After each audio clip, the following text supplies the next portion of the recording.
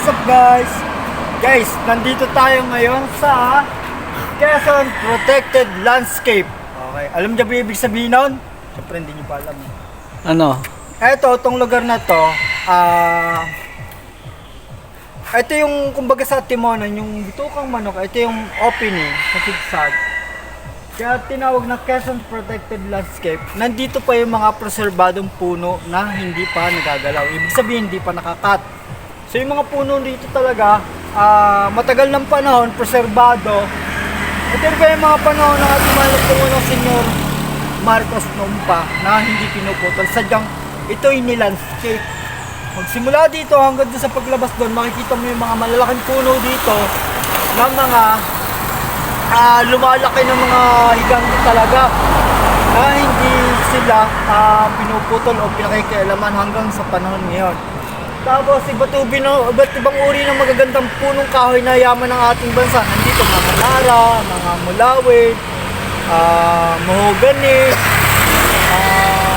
etc. Basta lahat ng mga magagandang puno natin na yaman ng ating bansa nandito. Kaya ginawa ko ng Quezon Protected Landscape, meron tayong office dito para maprotektahan yung kalikasan natin.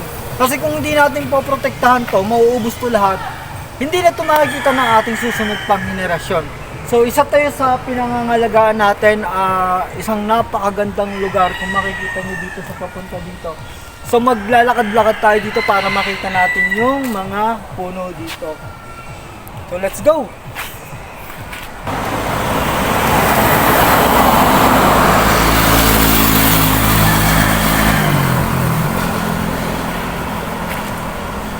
Alam niyo ba guys kung ano to? Gusto niyo explain ko sa inyo? Ito yung tawagin na family siya ng pako. Ang tawag sa amin ito doon, Candelaria sa Quezon, pakpaklawin. May pakpaklawin, dalawang klase ito, isang babae at isang lalaki. So ito yung ito yung ito yung lalaki eh.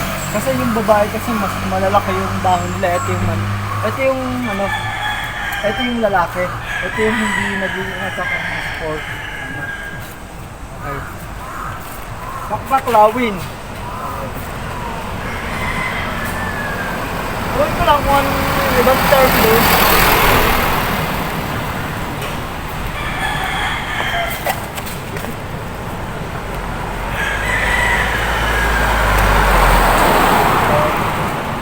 Ito nyo guys, dito pa lang sa Bukana pa lang, ang daming magagandang puno na. At saka, kita mo talaga, malilong, malamig, asimoy ng hangin.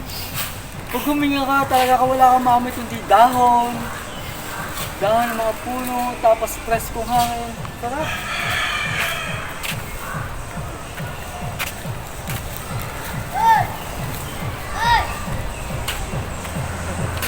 Shout out to ka.